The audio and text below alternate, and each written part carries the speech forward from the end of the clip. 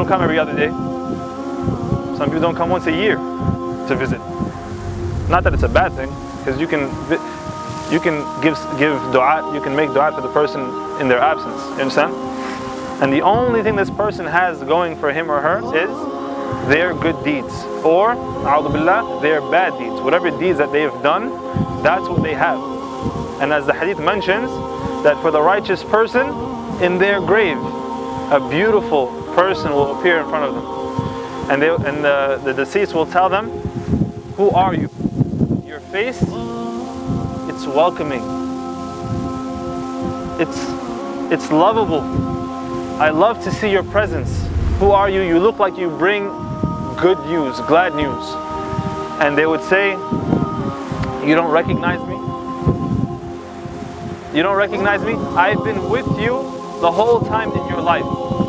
I've been riding with you the whole time in your life.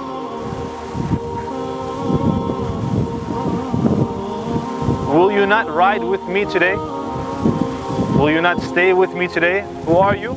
I am your good deeds that you've done in the dunya.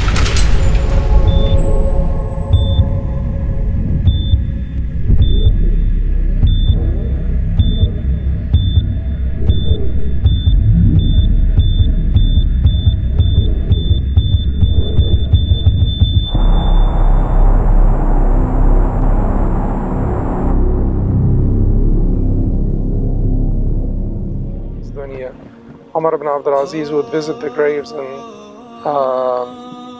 say, أتيت القبور فسألتها أين المعظم والمحتقر. I came to the cemetery and I asked the dwellers of the cemetery which one was honorable in life and which one was despised. No one could tell you. Could you tell which one was honorable and which one was despised in life? Could you tell which one of them was healthy and which one was sick, which one was rich, which one was poor? Does it matter to them at this point? It doesn't matter. وَأَيْنَ الْمُدِلُّ بِسُلْطَانِهِ, and who's the one who's boastful about his authority? وَأَيْنَ الْقَوِيُّ عَلَى مَا قَدَرَ, and he had power over things that he did.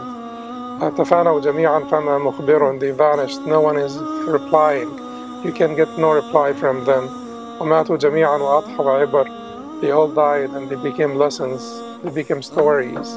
At one point we become a story that could be remembered by some people, could be remembered by our kids for a while, but then the story will be forgotten unless you have left behind something to be remembered, a legacy to be remembered. But the story will soon be forgotten, and even if you left behind a legacy that will be remembered, it will not be of benefit for you unless it was for the sake of Allah subhanahu wa ta'ala. You guys voluntarily will enter into the box. We're going to close the box and we're going to throw over it a cover so there'll be no light coming into the box, and you're going to be in there for a little while. It's going to be quiet because you're going to be away from us talking and stuff like that.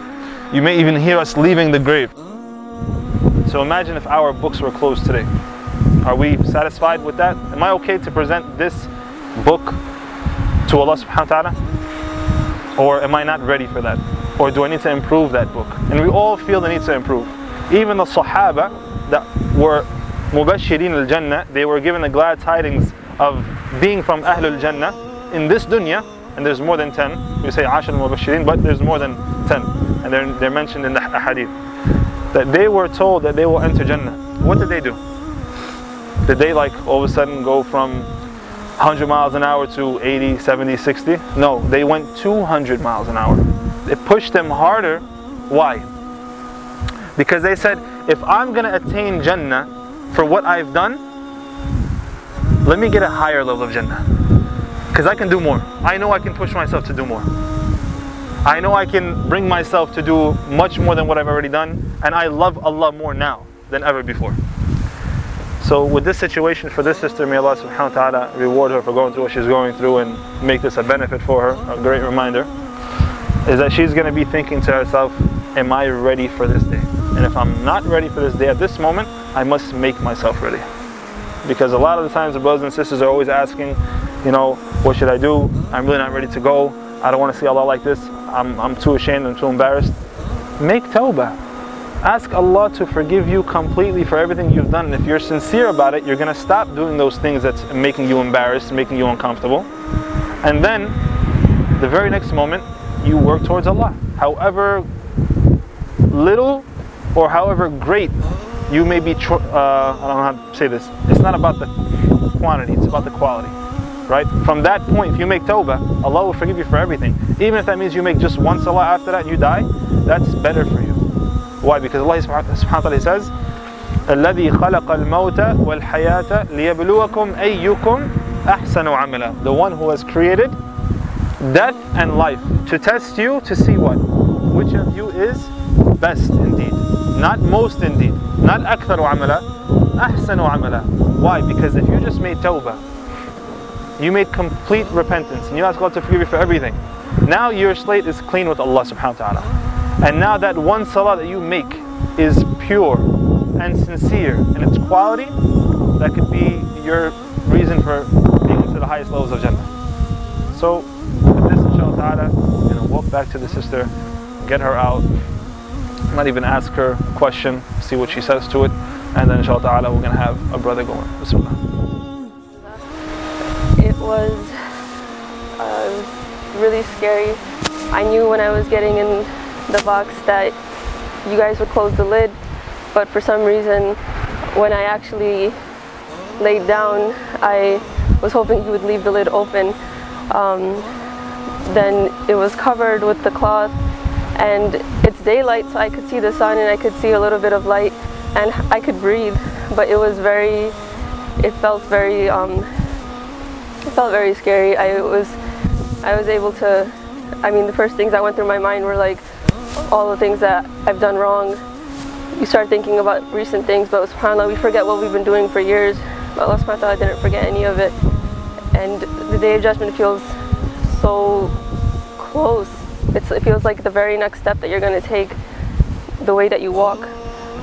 And I was doing a lot of azkar in there because that's all I could do to keep myself calm. It was really, I'm not claustrophobic, I'm not, I wasn't even cold. There was nothing going on. I was just very afraid, and I felt very alone. And I could hear some things that you were saying, so when you said something about the people who were closest to you, I began to wonder who would be there.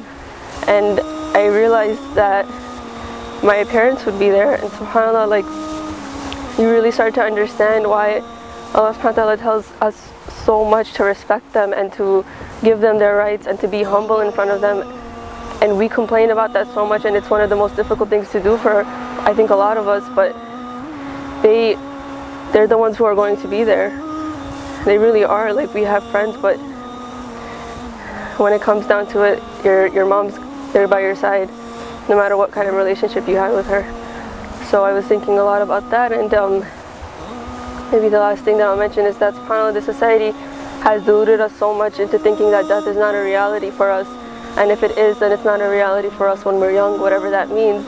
That it was easier for me to think about, even when I'm in the box, it was easier for me to think about maybe, the death of someone older. Maybe nowadays I think a lot about when my parents,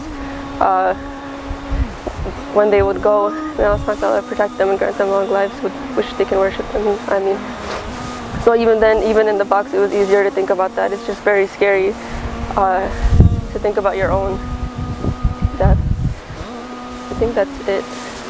Wa iyyakum.